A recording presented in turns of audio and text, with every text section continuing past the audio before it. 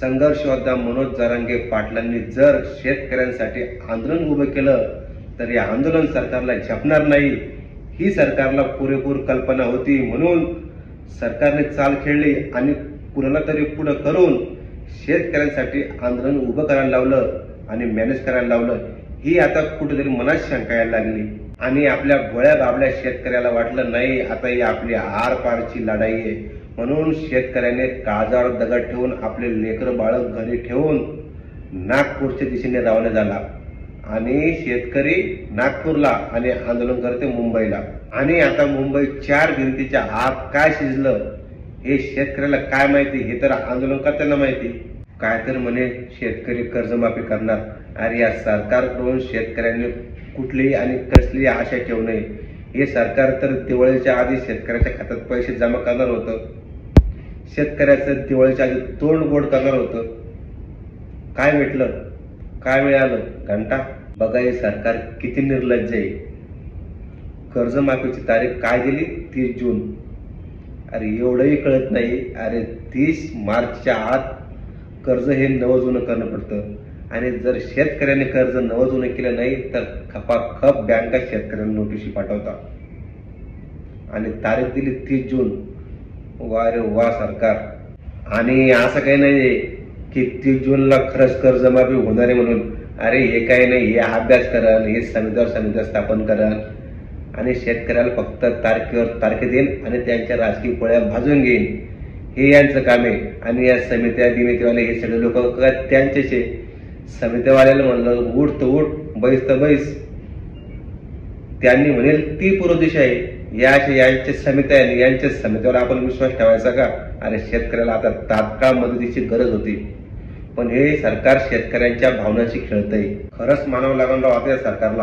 आता कसं आहे, स्थानिक स्वराज्य संस्थेचा आता निवडणूक आहे आणि या कर्जमाफीच्या नावावर आता ते मत मागायला मोकळे. आता पटापट निवडणूक घेऊन टाकायच्या आणि शेतकऱ्याच्या नावावर मत मागायचे. पण आता शेतकऱ्याला सगळं समजलं आणि तुमचा सगळा डाव उघडा पडला. अरे तुम्ही ज्याला घर कोंबडा म्हणत होते, अरे ते एक वेळेला परवडले.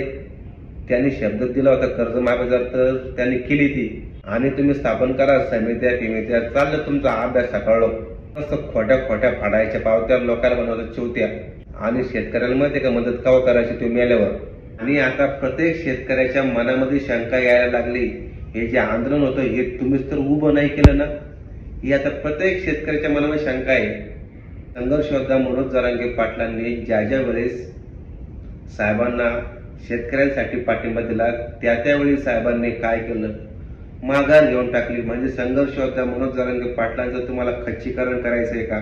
संघर्ष योद्धा मनोज जरांगे पाटील या माणसाने शेतकऱ्यांमध्ये फूट पडू नये म्हणून त्यांनी ठेवलेली शेतकऱ्याची बैठक रद्द केली आणि तात्काळ तुम्हाला पाठिंबा देण्यासाठी संघर्ष योद्धा मनोज जरांगे पाटील हे तुमच्या दिशेने नागपूरला रवाना झाले आणि तुम्ही बंद खोलीमध्ये चर्चा केली.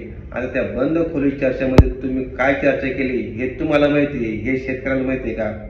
नाही माहिती आहे. तुम्ही काय घेतलं काय नाही हे तुम्हाला माहिती आहे, हे शेतकऱ्याला माहिती आहे का? अरे मान्य पडला संघर्ष योद्धा मनोज जरांगे पाटलांना. या माणसाने कधीही बंद खोलीवर चर्चा केली नाही. जी चर्चा केली ती आंदोलनाच्या स्थळी आणि सगळ्यांच्या समोर. पण या सगळ्या गोष्टीमध्ये तुम्ही शेतकऱ्याला फसवलं, पार त्याला भरभरून काढलं. संघर्ष योद्धा मनोज जरांगे पाटलांचं आंदोलन सोडलं आणि बोटावर मोजण्याचं काही आंदोलन सोडले तर बाकीचे सगळे आंदोलन भाजप पुरस्कृत आहे का, सरकार पुरस्कृत आहे का, हे आता कुठेतरी मनात शंका यायला लागली. पण आता ज्या वेळी संघर्ष योद्धा मनोज जरांगे पाटील शेतकऱ्यांसाठी हाक देईन तर सगळा शेतकरी समाज मराठा आरक्षणाप्रमाणेच ठामपणे मनोज जरांगे पाटलांच्या पाठीशी ठामपणे उभं राहणार आहे. आणि सगळ्यांना माहिती, जर संघर्ष योद्धा मनोज जरांगे पाटलांनी जर एखादं काम हाती घेतलं तर त्याचा फार विल्हेवाट लावल्याशिवाय संघर्ष योद्धा मनोज जरांगे पाटील मागे पुढे पाहत नाही. त्या गोष्टीचा निर्णय लागेपर्यंत संघर्ष योद्धा मनोज जरांगे पाटील आपलं काम सोडत नाही. म्हणून मराठा आरक्षणाचा नेता संघर्ष योद्धा मनोज जरांगे पाटील आणि शेतकऱ्याचा सुद्धा नेता संघर्ष योद्धा मनोज जरांगे पाटील, फक्त हाच व्यक्ती कुठेही मॅनेज होत नाही, कुठेही फुटत नाही आणि कुठेही बंद खोल्यात चर्चा करत नाही. संघर्ष योद्धा मनोज जरांगे पाटील आता शेतकऱ्यांसाठी पुन्हा आंदोलन उभं करणार आहे.